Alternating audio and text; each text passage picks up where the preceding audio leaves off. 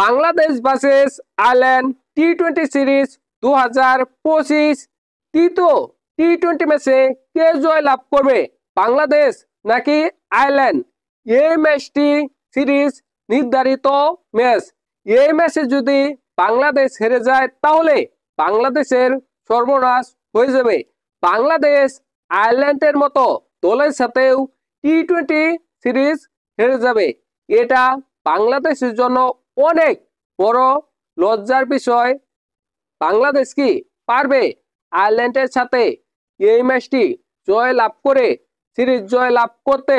দেখেন, Bangladesh versus Ireland প্রথম টি-20 ম্যাচে আয়ারল্যান্ড প্রথমে ব্যাটিং করে 181 রান করে 4 উইকেট হারিয়ে বাংলাদেশ ব্যাটিং করে 142 রান করে 9 উইকেট হারিয়ে বাংলাদেশ আয়ারল্যান্ডের সাথে প্রথম টি-20 ম্যাচে হেরে যায় 39 রানের বিশাল ব্যবধানে। দেখেন, এই ম্যাচে বাংলাদেশ হয়ে সর্বোচ্চ রান করে তৈত্রীদয় 83 রান 50 বলে অসাধারণ খেলেছিল তৈত্রীদয়। তারপরেও এই ম্যাচটি বাংলাদেশ হেরে যায় 39 রানের বিশাল ব্যবধানে।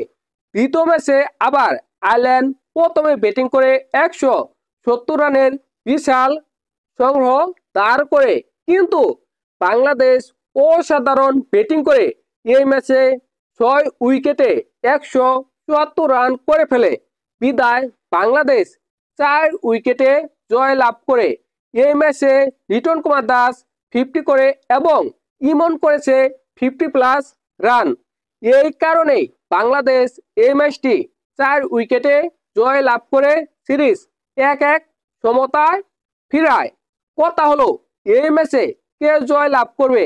এই ম্যাচে যে দল জয় লাভ করবে ওই দলই সিরিজ জয় লাভ করবে। বাংলাদেশ কি এই ম্যাচটি জয় লাভ করতে পারবে?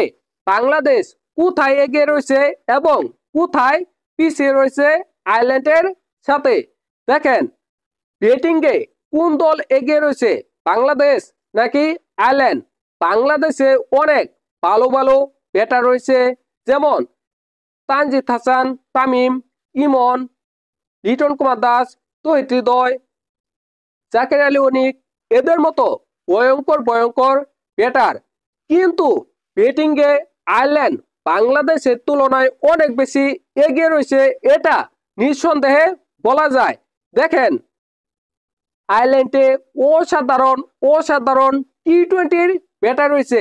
পল স্টার্লিং রয়েছে, Harry Tector, Lorcan Tector, Tim Tector, এদের মতো ভয়ঙ্কর ভয়ঙ্কর ব্যাটার। অবশ্যই আপনি বিশ্বাস নাও করতে পারেন আয়ারল্যান্ডের ব্যাটাররা কিভাবে বাংলাদেশের ব্যাটারদের চাইতে এগিয়ে রয়েছে।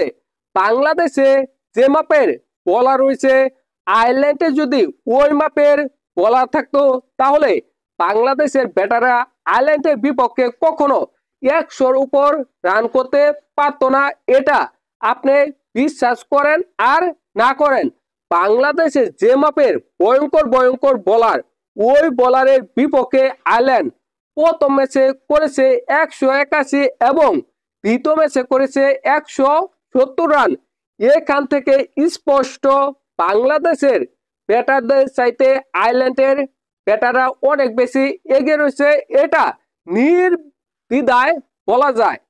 এখন কথা হলো, বোলিংয়ে কোন দল এগিয়ে রয়েছে? দেখেন, আয়ারল্যান্ডে বিশ্বমানের কোনো বোলার নেই, এটা বলা যায়, কিন্তু বাংলাদেশে অনেক ভালো ভালো বোলার রয়েছে। তাসকিন আহমেদ, তানজিদ হাসান, সাকিব রয়েছে, মুস্তাফিজুর রহমান, এদের মতো ভয়ঙ্কর ভয়ঙ্কর বোলার। বোলিংয়ের কথা বিবেচনা করলে বোলিংয়ে অবশ্যই অবশ্যই বাংলাদেশ এগিয়ে রয়েছে আয়ারল্যান্ডের তুলনায়। ফিল্ডিংয়ে কোন দল এগিয়ে রয়েছে? দেখেন, ফিল্ডিংয়ে দুইটি দলের কোয়ালিটি কাছাকাছি, দুইটি দলই ফিল্ডিং মিস করে, কিন্তু বাংলাদেশ কিছুটা এগিয়ে রয়েছে আয়ারল্যান্ডের তুলনায়।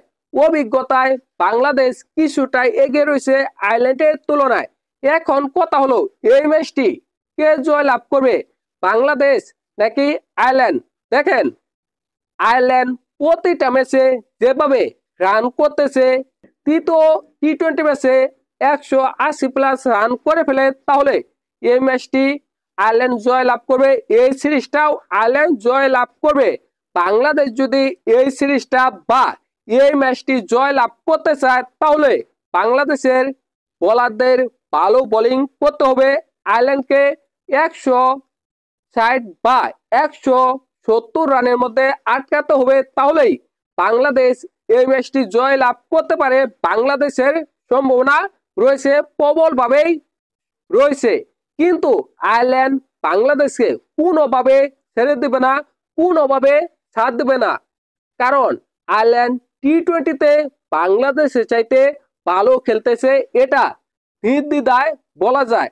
আপনাদের কি মনে হয় এই ম্যাচটি কে জয় লাভ করবে, আয়ারল্যান্ড নাকি বাংলাদেশ? অবশ্যই কমেন্ট করে জানাবেন আপনাদের মূল্যবান মতামত।